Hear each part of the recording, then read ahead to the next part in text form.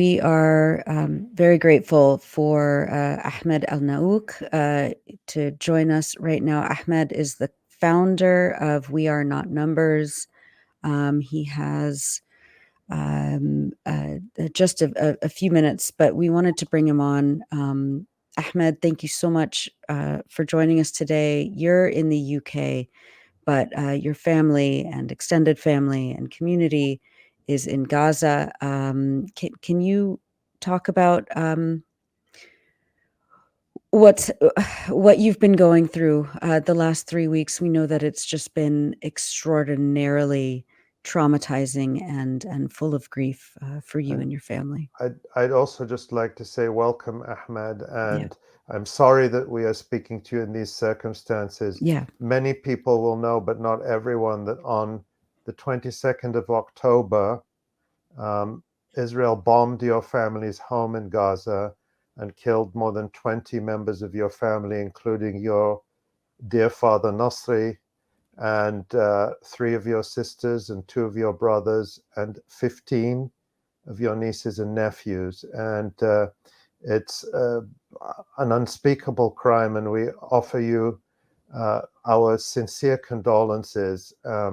But you've been speaking out. You have not been staying silent. And so we just are in awe of your ability to speak in public when you're also grieving such an unspeakable loss. Well, thank you very much for inviting me and giving me this platform to talk about the situation in Gaza and to talk about my family and everyone in Gaza.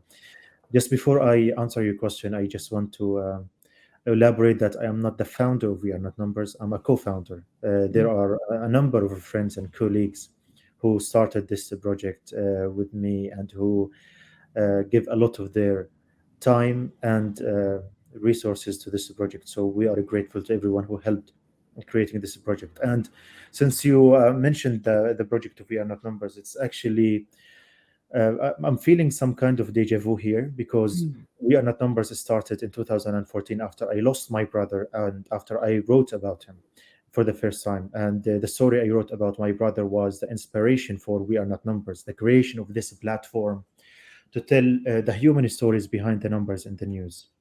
And part of me I was very proud of We Are Not Numbers because through We Are Not Numbers, we wanted to show the world that behind the numbers that you see in the news, there are stories of humans that deserve and they should be told to the media, especially in the Western media. And I never Ahmed, thought, yeah, so people know, We Are Not Numbers is a project that you co-founded that nurtures young writers in Gaza to write their stories and to write what is going on and to publish it. And it's been an incredibly successful project. And many of the writers that we published from Gaza at the Electronic Intifada have come to us through We Are Not Numbers. So it's been an absolutely fantastic way to put the voices of people in Gaza front and center and to share them with the world. So it's a great thing. thank you for these words. So yeah, I'm feeling some sense of deja vu right now because what happened in 2014 led me to write a story about my brother, and we wanted to show the world that behind these numbers there are people who have stories that should be told. And then now in 2023, I'm not losing one brother; I'm losing 21 family members, including my father, my 2 brothers, my 3 sisters, and all their children. So I have 3 sisters who were at our home, and they lost all their children. So just to give you a sense of what happened in October 2020, my home is in Deir al-Balah, and Deir al-Balah is relatively a calm area. Usually there is not a lot of bombing, and my house is in the center of Deir al-Balah, the downtown. And 3 of my sisters, who were already married, came to my house because they wanted to seek refuge in our home because it's safer. So they left their homes in order to come to our home for their safety. And then in October the 22nd, the Israelis bombed my home. My home is consisted of four flats: one for myself, one for my father, one for my uncle, and one for my brother. And then this video that you're showing, it shows the remains of my house, which is some rubble. It's uh, this is what you're seeing in this video is the house in which I was raised, in the house in which I was brought up, and all of my brothers and sisters were brought up. So my father, two brothers, three sisters, one cousin, and 14 of their children were in this home. They were peaceful, they were lovely, they were kind. They were never a threat to the Israelis. They never fired missile around this house. There were never any military access in our exercise in our house, and it was bombed for no reason, for no justification whatsoever. In this picture, there is my father, two of my brothers, my sister, and her children. All of them were killed. And in the different circumstances, I would be taking so much time to grieve my family. It's been a week since I lost my family, and I should be grieving. But unfortunately, looking at the circumstances in Gaza and thinking about all the people who are living under the bombardment in Gaza, for a moment, I forgot about my family, and now I'm thinking about the 2.2 million people who live in Gaza. 1.1 million of them are children who are like my nieces and nephews, the 14 of them who Israel killed without any justification. Without any justification, all of them were killed. You look at them, they were kind, they were peaceful, they were lovely. My brother, my younger brother, yes, so this is a picture of three of my nieces and nephews. Three of them are the daughters of my sister Aya. So Aya is married and she has three children. These are her children: Tamim, Muhammad, and Malak. So Malak was the only one who survived in this bombing, but she survived with severe burns, 50%, and then she was taken to the ICU. And then after one day, they had to take her off because it was needed for more urgent cases. And then she eventually succumbed to her wounds, and now she joins the 13 other nieces and nephews that I lost. So the number is 14. Malak was very intelligent, very kind, very lovely. She came to my sister after 5 years of trying to have a baby, so she was a blessing to her mother and father. The other two children, Muhammad and Tamim, they were the sweetest, the kindest kids. They were kids, and this is a recent picture. They were kids, and they were killed. And I don't know. All of this time, I would just think, why would Israel bomb a house that has 15 children in it, that has an old man? My father was born in 1948. This is my father. He's 75 years old. And as I said in this tweet, he was an eyewitness to every single atrocity that Israel committed against us since its establishment. And can you imagine, he was born only a few months after the Nakba, and he lived all of his life, 75 years, under occupation, under wars, under collective punishment, under siege. He lost his son in 2014, and then he lost his wife in 2020. My mother died not because of a bombing, but was I would say she was killed by the Israelis because they did not allow her to have a treatment from cancer. She was struggling with cancer for 2 years, and no matter how hard we tried to get her a permit to receive her chemotherapy from the West Bank, in the West Bank, the Israelis never gave her the permit until it was too late. So they gave her the permit, but it was too late. When I called the doctors in Jerusalem, they told me she could have been cured, but you sent her to us so late. So this is the life that we're going through, and this is one thing that I always try to emphasize on. Our story, our struggle did not start from the 7th of October. It started 75 years ago and more, 106 years ago, since the Balfour Declaration, in which Balfour, the UK, gave Israel, the Zionists, the right to live and exist in our homeland without with a disregard to the Palestinian people, to the indigenous people. Not only that, but they also made us a minority, people without any civil rights, without freedom, without liberty, without sovereignty over their lands. And ever since, we have been struggling, and wars and besiegement and collective punishment and many other crimes. So this is the story of my family and every one of my family. Yeah. I mean, in 2014, when Israel hit my brother, I never got tired of telling people here in the UK and America and all over the world about the story of my brother and how that led to the creation of We Are Not Numbers. But now I have another 21 family members who each each one of them have a story that needs to be told. And right now it's not a time for weakness. It's not the right time to grieve and take my time with crying over them. Now it's the time to work, because if we do not work right now to stop the atrocities that are being perpetuated in Palestine, in Gaza, more families will be losing their lives. More people like me will grieve for the loss of their family. So I applaud what you're doing right now, talking about Palestine.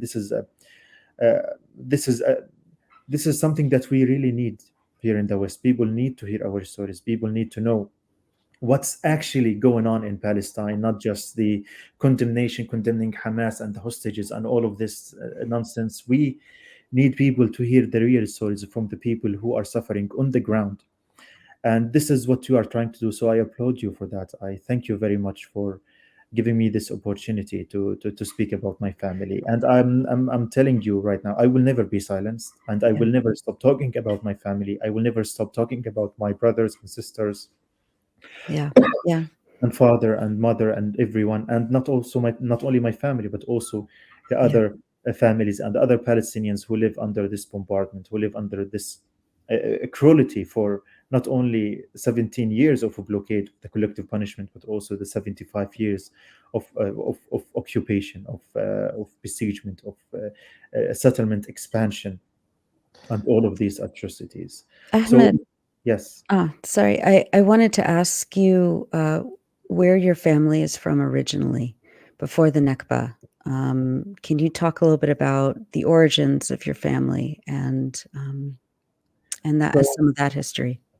so my mother came from Bir Saba. It's what you call now Beersheba, what they call it's. She came from Bir Saba and she lived in Gaza after that. My father's family, my grandfather used to live in Gaza and in Jaffa as well. My grandmother is from Jaffa. So we had the properties in Jaffa and we used to live in Jaffa. And then they came to Gaza and they settled in Gaza. And this is actually an important point that you have raised. Gaza, 70% of the population in Gaza are not from Gaza. They are from towns and cities that Israel ethnically cleansed in the 1948, and then we came to Gaza. So you're talking about over 1.4 million Palestinian refugees living in the Gaza Strip. And the 7th of October is not the first incident, or it's not where the clock started. Our story began 75 years ago, and we are still, we're talking about 1.4 million people who live in Gaza, who are actually not from Gaza, and they have been fighting and struggling in order to get the basic human necessities and the basic freedoms that every other human person should enjoy. 70% of the Palestinians in Gaza are not from Gaza. They are refugees who are forced to live in Gaza because of the ethnic cleansing that happened to them 75 years ago. Yeah. Ahmed, I think part of Israel's cruelty is that there is no time, as you said, there is no time to grieve, because it's one atrocity after another. And I think the latest figures from the health ministry were that almost 900 families had been massacred in just the way that your family was massacred. So looking at the photos of your father and your sisters and your nieces and your nephews, and it really does bring home the reality behind these numbers, that we as a Palestinian people are not numbers. And so for you to be able to speak about your family under these circumstances, to me, is just incredible. But I think they would be very proud of you for being able to have the strength and to show the strength to do that. And I know you're in the UK and you're talking to a lot of media there right now, which is one reason we don't want to take up too much more of your time. You've been very generous with us. But I would like to ask you what the response has been in the UK from various sectors, and what kind of reaction are you getting when you tell your story and when you talk about Palestine there? Well, we have seen in London some of the biggest demonstrations that hundreds of thousands of people took to the street every Saturday in London to protest what Israel is doing in Palestine, to call for freedom for the Palestinian people and justice for the Palestinian people, and to hold the war criminals into account.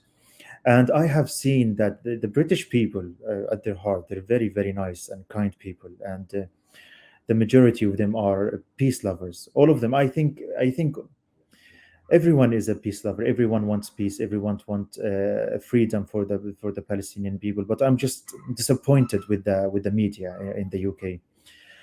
I'm disappointed with their coverage. When in the 7th of October, we have seen that they have provided a lot of cover for the Israelis to do massacres against the Palestinian people. And I have noticed that on the first day of the 7th of October, when I noticed what the media is doing, I knew that Israel will do something very big. They will commit as many massacres as they could, because they have been given the cover to do so. We have seen them disseminate false information, lies about what actually happened, 40 decapitated babies, rape, and so many lies. And when you think about it, these journalists, I mean, I did my master's degree in journalism here in the UK, and I've done my dissertation on the Western media coverage on the March of Return, and I've read the literature on the coverage of Palestine from the Western media. And these mainstream media, some of them, not all of them, some of them knew that what they are doing is not professional. Disseminating lies like this without any proof is not professional, and it will lead to a catastrophe in Palestine. But they did it nonetheless, and I think they intentionally wanted to disseminate information that would eventually give Israel the cover and the atmosphere to commit as many atrocities that they desire. And that's what I am disappointed with. I'm not disappointed with the British people. The British people are kind, they are lovely, and they are pro justice, they're pro peace. And I've seen them in the streets of London, hundreds of thousands of people. And I'm also disappointed with the political level in the UK, whether it was the Labour or the Conservative Party. The leadership of these parties did not do justice when they tackled this conflict between Israel and Palestine. But I am hopeful when I took to the streets, when I see the hundreds of thousands of people, not only Palestinians. Some people misunderstand the situation. These people who took to the streets are not Palestinian, they're not Arabs. Some of them Arabs, of course, but many of them are actually Jewish people who are pro-Palestine, who are pro-justice. Many of them are British white people. From you go to the street and you see people from all ethnicities, people from everywhere. People traveled all the way from Scotland, from north from Yorkshire, from Cardiff, from all around the UK. They came and they took the effort and they came to the streets in order to tell their politicians, to tell the media that your judgment is no longer valid, and the coverage of the media is no longer trusted, and we do not believe what you're telling about the Palestinian people. They say that they believe in the Palestinian people and the coverage of the citizen journalists who are now in Gaza. And I want to say that I'm very proud of the Palestinian people. Every one of them right now in Gaza is serving as a journalist. Everyone is taking photos, pictures, telling news about what's actually going on in the media, and that's what.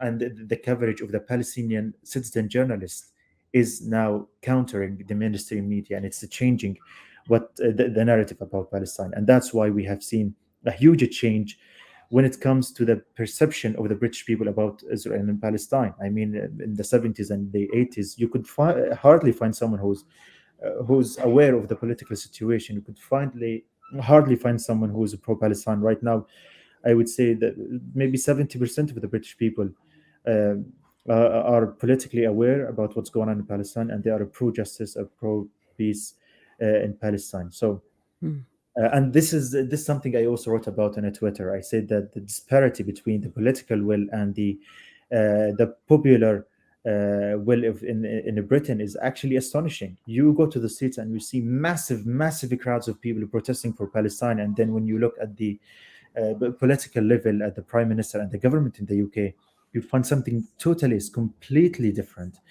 And this is something that we need to talk about. Actually, it's time for the British government and the politicians and the major political parties in the UK to listen to that streets, to listen to the base of their constituencies, and to answer the demands of the British people, because this is, after all, a democracy, and in a democracy, the people should have a say. They should have the ruling on how the UK should tolerate its foreign policy.